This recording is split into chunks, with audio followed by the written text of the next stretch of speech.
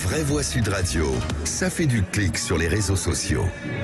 Et rebonsoir Félix Mathieu. Rebonsoir, au Top Clic, la France réfléchit à une interdiction de TikTok pour ses fonctionnaires. Oui. Et oui, vous savez, cette application qui permet de partager des vidéos comme celle-ci. Si vous venez d'avoir votre bac, ce message est pour vous. D'abord pour vous dire bravo, félicitations. Ah oui, bon là c'est le président Macron, mais a priori c'est pas son portable qui a fait la vidéo. Si j'ai bien compris ce que nous dit le porte-parole du gouvernement, Olivier Véran, il réfléchit à l'interdiction de TikTok pour les fonctionnaires après des décisions similaires des États-Unis et de la Commission européenne. Propriété d'un géant chinois du numérique, TikTok est soupçonné de transférer des données de ses utilisateurs vers la Chine, où l'État peut avoir accès aux données des entreprises. Qu'il s'agisse du président de la République, de la première ministre ou des membres du gouvernement, nous disposons de téléphones professionnels, qui ne tolèrent pas l'installation de quelque application que ce soit. Aucun téléphone professionnel de ministre n'est équipé de TikTok, précise Olivier Véran. Alors idem pour les ministères régaliens, la défense, l'intérieur, pas de réseau social sur les téléphones professionnels des agents de l'administration centrale, c'est ce que précise le porte-parole du gouvernement. Dans les autres ministères ou dans les administrations territoriales, les communes, les départements, eh bien là ça va dépendre de plusieurs choses. La CNIL va rendre un avis, la commission informatique et liberté, et puis surtout une commission d'enquête sénatoriale est en cours avec 19 sénateurs de tous bords. Le but, selon Claude Malhuret, qui préside cette commission, dévoiler les zones d'ombre de ce réseau à l'opacité, dit-il, à l'opacité bien supérieure aux autres. Voilà pour Claude Malhuret du Sénat.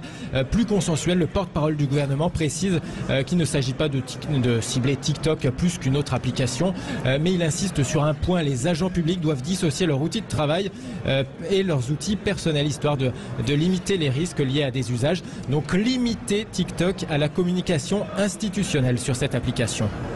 Votre génération a donc devant elle un monde à inventer, plus fort, plus solidaire, plus écologique. Eh oui, puisque par exemple des responsables politiques comme ici Emmanuel Macron communiquent beaucoup sur TikTok pour les plus jeunes. Et une réaction, Philippe Bilger, TikTok... Tant qu'on touche pas à mon droit du privé, je m'en fous.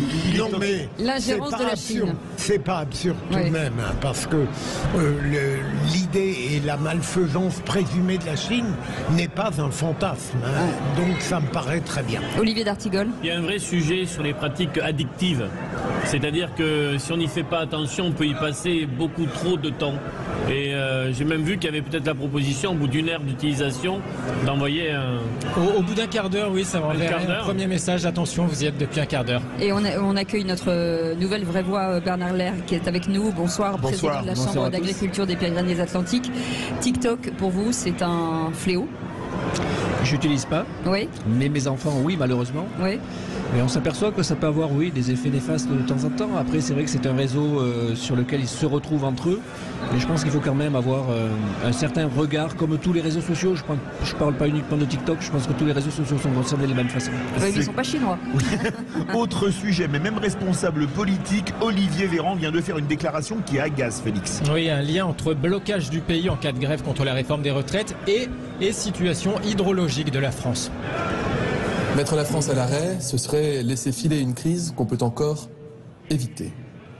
L'absence de pluie depuis plus de 30 jours maintenant en France fait peser un risque extrêmement fort sur l'état de nos réserves en eau cet été. Mettre le pays à l'arrêt, c'est prendre le risque d'une catastrophe écologique, agricole, sanitaire, voire humaine, dans quelques mois. Alors que chaque seconde compte, le gouvernement a demandé au préfet de prendre dès à présent des mesures exceptionnelles, graduelles, temporaires, de limitation ou de suspension des usages de l'eau non prioritaires pour les particuliers et les professionnels.